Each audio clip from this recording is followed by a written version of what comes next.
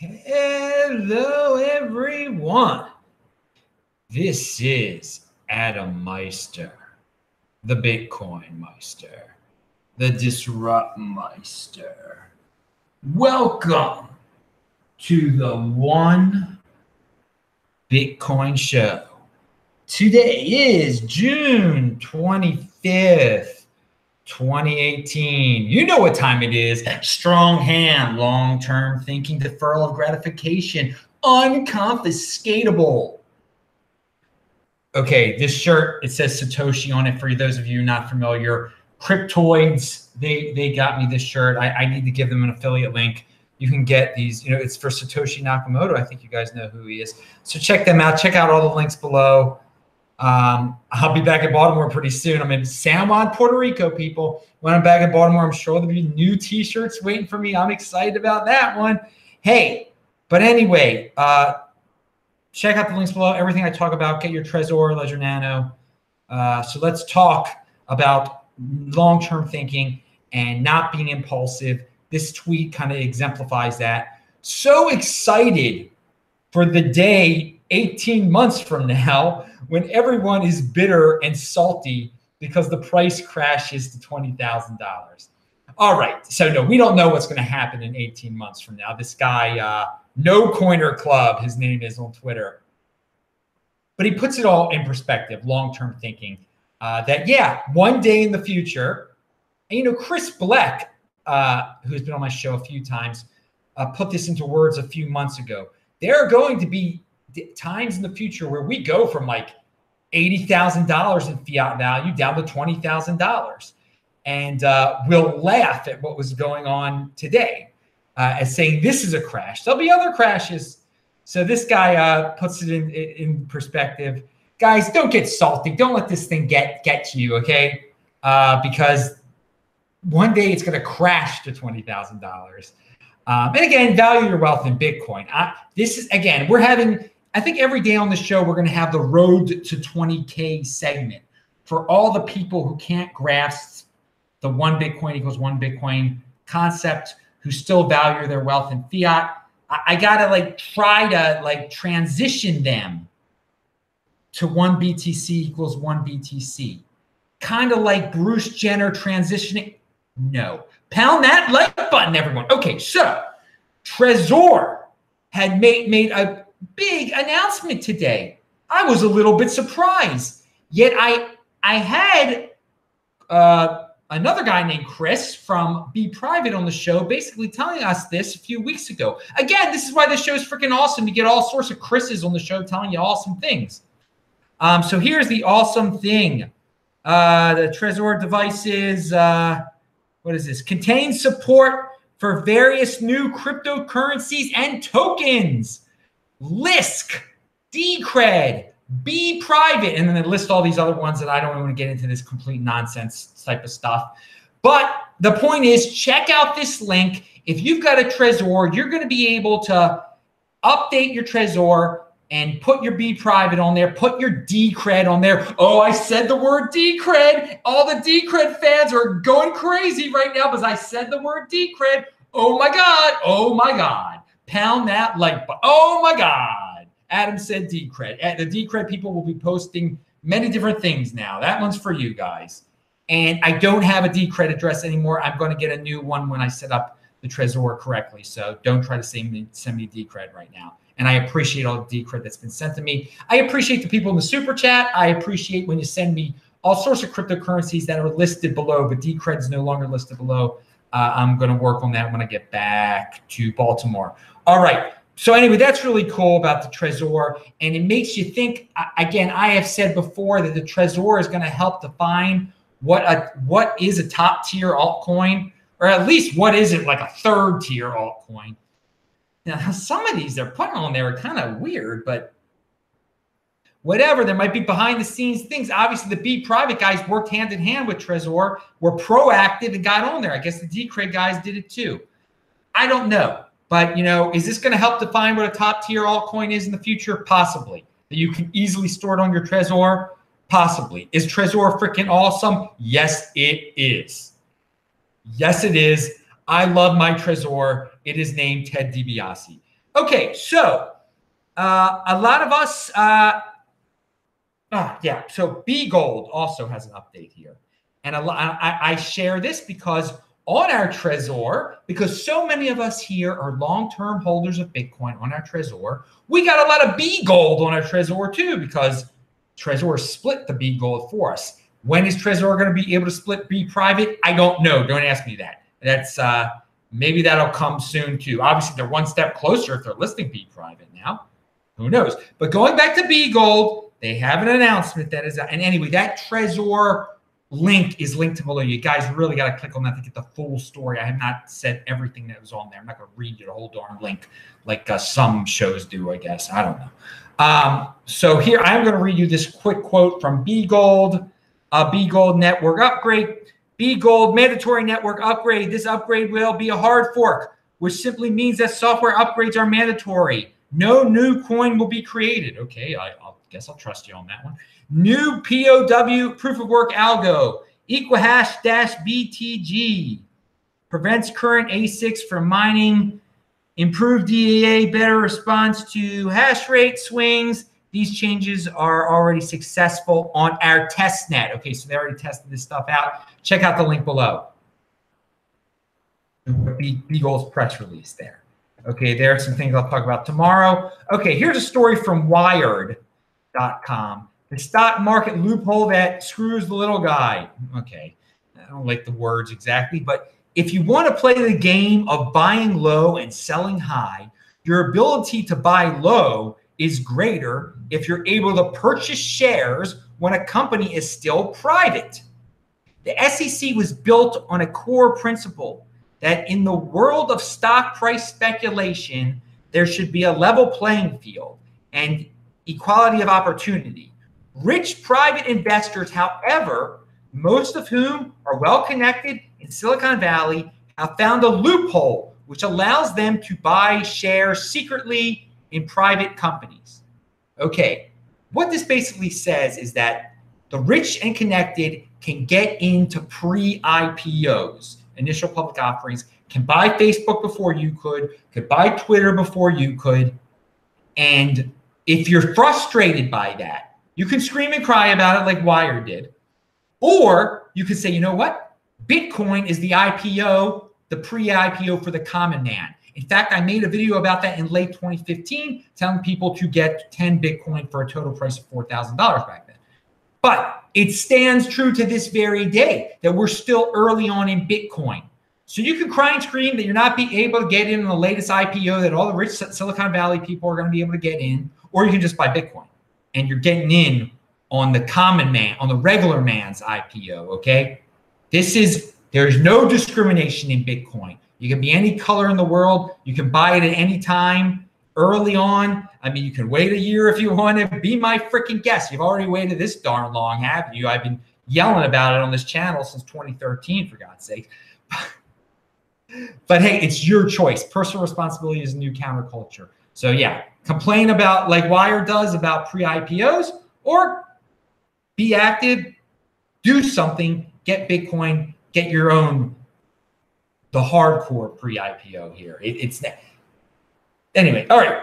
Andy Hoffman has on his Steemit page, he gives us an update about Brhodium. Major Brhodium announcement has launched inevitable.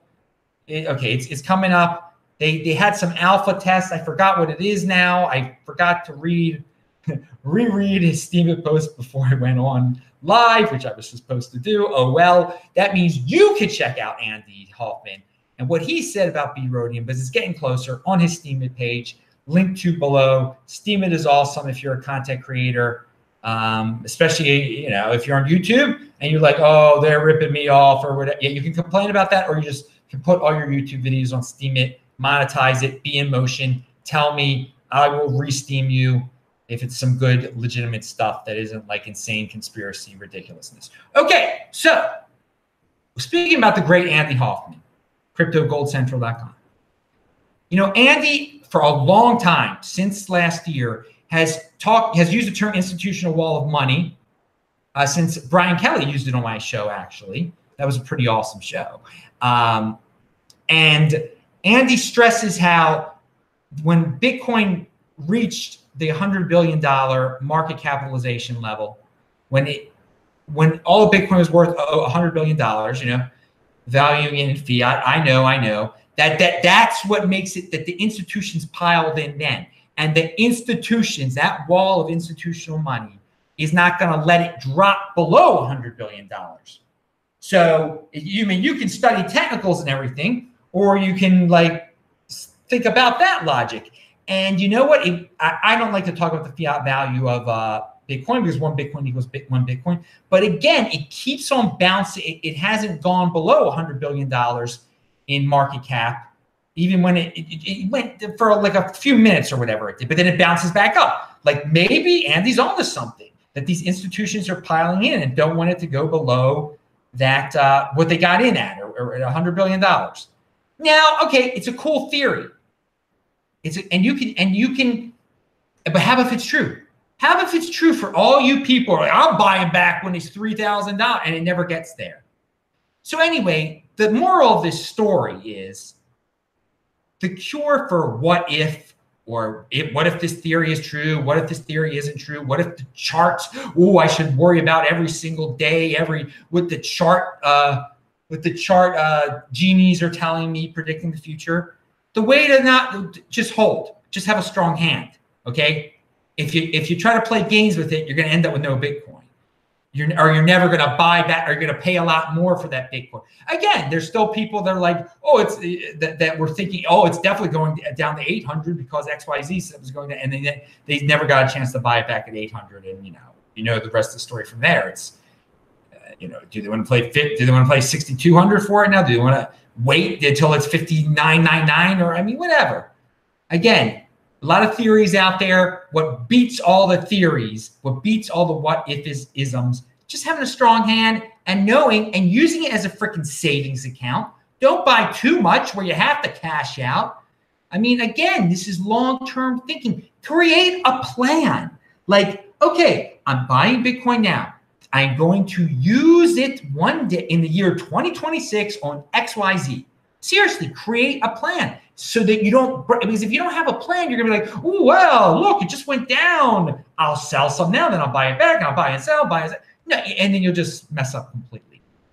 Think long-term. Think beyond the year 2020.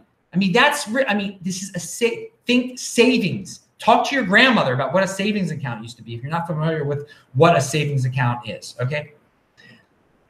All right, so again, on Twitter, I am TechBalt, TechBalt. Steemit, I am BitcoinMeister. And what else do we have? Okay, now I'm not going to talk about Puerto Rico today. A great blockchain explorer out there that Ansel Lindner actually tweeted out a few weeks ago, and I've been meaning to, and he's great. He's been on the show many times. He's part of the World Crypto Network podcast, like I am. oxt.me. It's linked to below. Look up your Bitcoin address on there. You can see all sorts of cool history and graphs, and look up your friend's public Bitcoin address on there. It's fun. oxt.me. It's better than blockchain.info in some ways. Okay, speaking of sites, Satoshi Tweet, and I guess that's why I'm wearing my Satoshi shirt today. It is SatoshiTweet.com is a site. It is an awesome Lightning Network innovation. This is only a tip of the iceberg in Lightning Network creativity. Okay, basically, what's it say here? It's totally in motion. They suspended the Twitter account, by the way. And this idea. Okay, well, let me first of all use Lightning to tweet. Each character costs 10 Satoshis. So you use this interface, you pay 10 Satoshis each, and it ended up on this Twitter account of Satoshi Tweet that was becoming popular because people thought it was such a cool idea. And it is a cool idea, and it can be expanded upon. And I'm just looking at it, and I see, holy whatever, forkdrop.io, my friends from Edmonton, and yeah, I'm going to be in Alberta, BitcoinRodeo.com, starting July 9th and 10th, and then 11th and 12th through Edmonton and Red Deer. Anyway, I see these, my buddies there, from forkdrop.io, and I contacted them. I'm like, nice job, dudes. They're like, yeah, man. It was like only like their little thing they put out there. It was not that less than $1 or something like that total. They paid, and all of a sudden, all these other people found out about them. So anyway, there's a lot of potential in this type of thing. Now, again, Twitter shut it down. You can check it out yourself, satoshitweet.com. I'm going on about this because when people say Lightning Network is cool, Lightning Network is this second layer solution, these are the kind of cool innovations that we could not dream of when we were first describing it. And what else is it going to morph into in the future? It's just like in 1997 or 1999, they could not have predicted Facebook and social media and Twitter, okay? But eventually the innovation came because of the awesome platform, the internet itself.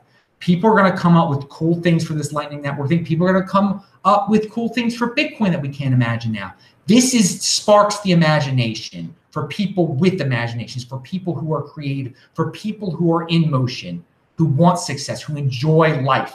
And so this is inspirational stuff for me, and that's why I'm sharing it with you. So good luck to whoever was behind SatoshiTweet.com and whoever is going to innovate on the Lightning Network. God, Hashem bless you and bring glory to Lightning Network and Bitcoin, because Bitcoin is the rock. This is where the innovation is going on. This is where the smart developers are. Or you could just listen to some schmo and say that his third-tier altcoin is going to be the future that no one has ever heard about. You know, it's your choice, personal responsibility. Do what you're going to do. All right, so Matt Odell has shared this information. Announcing the launch of A16Z Crypto, a $300 million venture fund that will invest in crypto companies and protocols. Oh God. We are long-term, that's good, patient, that's good, investors. We've been investing in crypto assets for 5+ years. We've never sold any of those investments. Okay, that's a good example. You should never sell your Bitcoin, but okay. You guys have strong hands in what you do, I guess. All right, so then we're reminded by Matt and some other people, at the current spot price, the $300 million US dollars invested by those A16 dudes is that they're allocating to their crypto fund would purchase 47,921 Bitcoin today. Okay? God almighty, that better be right. Yeah. All right. So basically, in 10 years, they have a 10-year time frame on this. In 10 years, if their investments aren't worth more than 47,921 Bitcoin, then why the heck didn't they just buy Bitcoin today? Value your wealth in Bitcoin. Do you hear what I'm saying here, people? Do you hear it? So they've got $300 million, and they think in 10 years that their fund is going to be worth more than 47,921 Bitcoin. Do you agree? Do you think that in 10? And again, this person reminds us the block reward will have been dropped to 1.5625 Bitcoin by then. Okay? That's going to be after the 2028 halving. Yeah, because it's 10 years from it'll be after the 2028. So we'll have 2020, 2024, and 2028 by then. After the 2028 halving,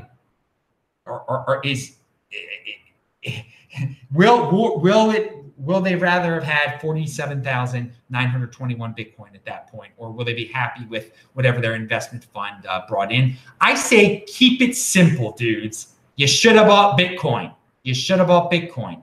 I'm saying now. That's what you got to beat. You got to, all your people who are throwing you money, you got to tell them, yeah, what we're going to do for you is better than buying 47,921 Bitcoin today.